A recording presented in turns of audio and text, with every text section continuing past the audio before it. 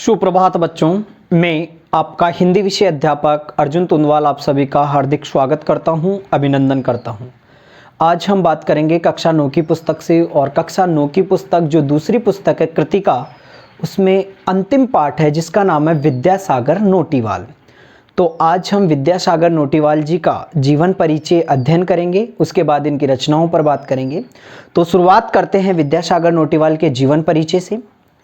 विद्यासागर नोटिवाल का जन्म 29 सितंबर 1933 को माली देवल गांव, जो कि टिहरी नामक स्थान पर है, माली देवल गांव में इनका जन्म हुआ है 29 सितंबर 1933।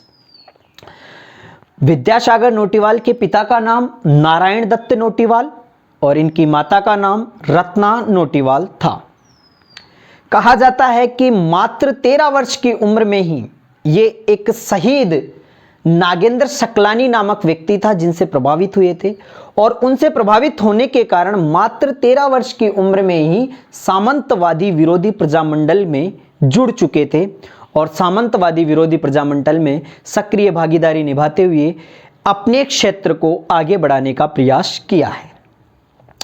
इनका जिन जिन आंदोलनों में सक्रिय भागीदारी रही है वह है वन आंदोलन, उसके बाद इन्होंने अपना चिपको आंदोलन में अपनी सक्रिय भागीदारी निभाई, और उसके बाद टिहरी बांध से संबंधित जो आंदोलन हुआ था वहां पर भी इन्होंने अपनी सक्रिय भागीदारी निभाई।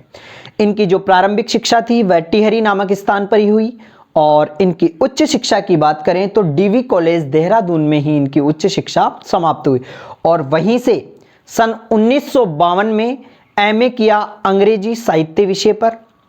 सन 1953 और 57 में बीएचयू छात्र संसद के प्रधानमंत्री रहे। इनकी प्रथम कहानी थी भैंस का कट्या, जो 1954 में कल्याण पत्रिका में प्रकाशित हुई थी। बहुत ही प्रसिद्ध कहानी है इनकी, कल्याण नहीं, कल्पना पत्रिका थी, उसमें इनकी जो प्रथम कहानी थी भैंस का कट्या प्रकाशित हुई थी। सन 1980 में उत्तर प्रदेश में ही जो देहरादून नामक स्थान है, वहां पर विधानसभा के सदस्य भी ये रहे हैं। कौन से सन में? सन 1980 में। आगे बात करते हैं, सम्मान की बात करते हैं। इनको अब तक देव सम्मान से नवाजा गया है, पहल सम्मान से नवाजा गया है, वीर सिंह देव सम्मान से भी नवाजा गया है। इनकी मृत्यु की बात करें तो 18 फरवरी 2012 में बेंगलुरु के एक अस्पताल में इनकी मृत्यु हुई थी।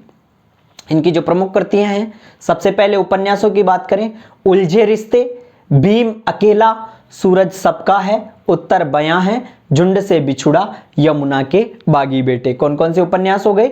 उलझे रिश्ते, भीम अकेला, सूरज सबका है, उत्तर बयां है, झुंड से बिछुड़ा, यमुना के बागी बेटे।